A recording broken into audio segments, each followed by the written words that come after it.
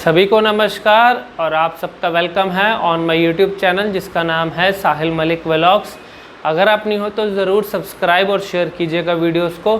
आज का सेशन रहेगा सिचुएशनल स्टैमरिंग और सिचुएशनल मिस आर्टिकुलेशन। अब देखो हो क्या रहा है आजकल, जो मेरे पास अब लोगों की इंक्वायरीज़ आ रही है, मेरा जो भी वीडियो आता है वो आपकी इंक्वायरीज़ के बेसिस पर ही रहता है। ऐसा नहीं होता कि मैं किसी का मैटर उठा लिया, कभी भी कुछ ऐसा नहीं होता। मेरे वीडियो आपके लाइव एक्सपीरियंसेस के साथ आपकी इंक्वायरीज़ पे ही रहेगा हमेशा। तो देखो मैंने बात की सिचुएशनल स्टैमरिंग।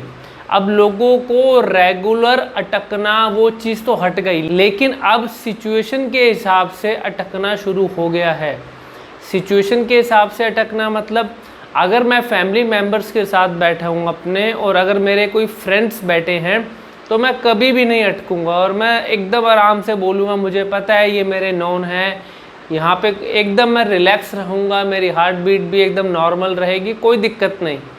लेकिन जैसे ही मुझे कहीं स्टेज पे कुछ बोलना पड़ जाता है या कहीं इंटरव्यू देना पड़ जाता है या कहीं किसी अननोन के सामने बोलना पड़ जाता है, वहाँ मैं अटकना शुरू हो जाता हूँ और मैं बीच बीच में पॉजेज़ लेके बोलता हूँ। ये वर्ड बहुत ज़्यादा यूज़ होता है आजकल, सर मैं पॉजेज़ लेके बोलना शुरू हो चुका हूँ। पॉजेज़ का मतलब क्या होता है?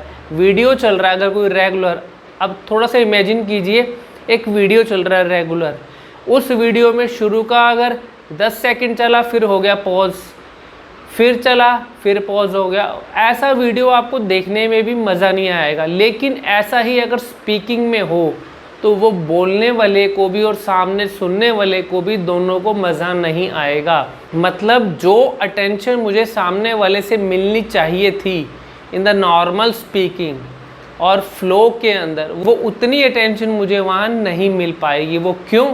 क्योंकि मेरा फ़्लो ख़राब हुआ। अगर फ़्लो ख़राब होगा तो मैं हमेशा कहता हूँ फ़्लो है तो क्लैरिटी आएगी, फ़्लो मिस हो गया तो क्लैरिटी भी मिस हो जाएगी। स्पीड नॉर्मल है तो clarity will always improve. Speed अगर हाई होगी स्पीकिंग में तो क्लैरिटी विल ऑलवेज़ फॉल। इसका भी एक एग्जांपल देता हूँ आपको। पहले मेरा नाम साहिल मलिक है, मैं करनाल हरियाणा में रहता हूँ।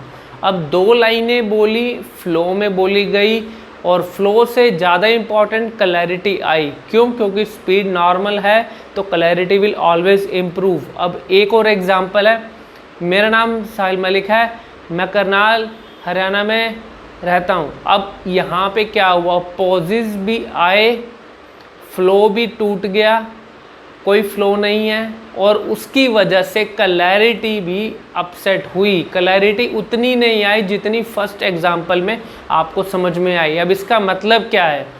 अगर फ्लो रहेगा, स्पीड नॉर्मल रहेगी तो क्लैरिटी विल ऑलवेज इम्प्रूव। अगर फ्लो भी टूट गया और स्पीड अगर इंक्रीज हो गई स्पीकिंग में तो क्लैरिटी विल ऑलवेज फॉल। अब सामने वाला मुझे क्यों सुनेगा अगर मैं लगातार ही नहीं बोल पा रहा?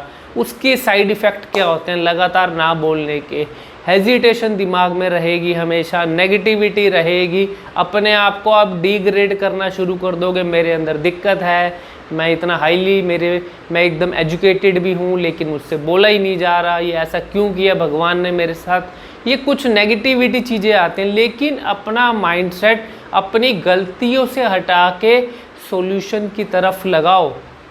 जिस दिन आपका माइंड प्रॉब्लम की जगह सॉल्यूशन पे आएगा, वहाँ से आपको रिजल्ट मिलना भी शुरू होगा। सॉल्यूशन नंबर 1, स्पीड को नॉर्मल रखो इन एवरी सिचुएशन।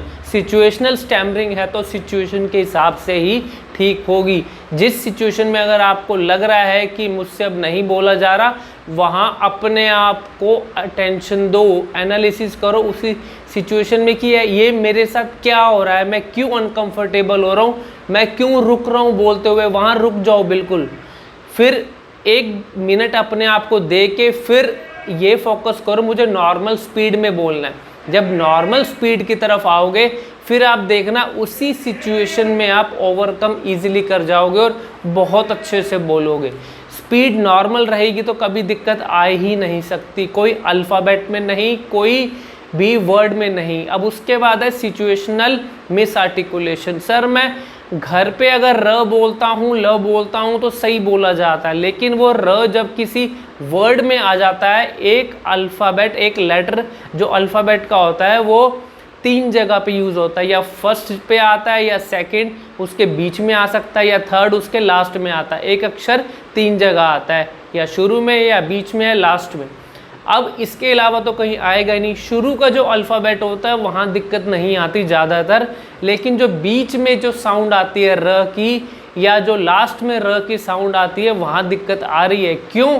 क्योंकि हम शुरू में तो एफर्ट लगा देते हैं उतना राइट मेथड में, लेकिन बीच वाले को हम जल्दी बोलने के चक्कर में वो वर्ड की सेंटेंस ऐसी तैसी कर देते हैं। इसका मतलब कि अब देखो, एक आपको एग्जांपल देता हूँ, राम शरण। अब 2 वर्ड हैं, लेकिन मैं इसको इकट्ठा बोल रहा हूँ, राम शरण, राम की शरण में, या राम शरण। अब राम शरण में क्या है, र पहले शुरू में आ गया, और शरण में र आया एकदम लास्ट में जाके, राम शरण। अब लेकिन अगर जो मिस आर्टिकुलेशन वाला होगा वो कैसे बोलेगा, राम शरण, राम शरण। शुरू के र की तो साउंड आएगी, लेकिन लास्ट वाला र, वहाँ पे क्यों दिक्कत आई? क्योंकि वो र हम खा गए स्पीड के चक्कर में, स्पीड में भागे गए। क्यों तुम इतनी वो करते हो भाई? क्यों तुम्हें इतनी हेजिटेशन होती है? क्यों तुम लगातार स्पीड को इंक्रीज करते रहते हो? स्पीड इंक्रीज होगी तो रिस्क फैक्टर इंक्रीज होगा स्पीकिंग में, हमेशा ध्यान रखना। ये चीज़ रिसर्च भी हो चुकी है मेरी, इसके ऊपर हर चीज़ हो चुकी है। अगर स्पीकिंग में स्पीड बढ़ेगी तो क्लैरिटी कभी नहीं आ सकती। इस चीज़ को अपने माइंड में रखना। फॉर मोर इंक्वायरीज मेरे वीडियो के कमेंट सेक्शन में ज़रूर लिखिएगा। Thank you very much. God bless you.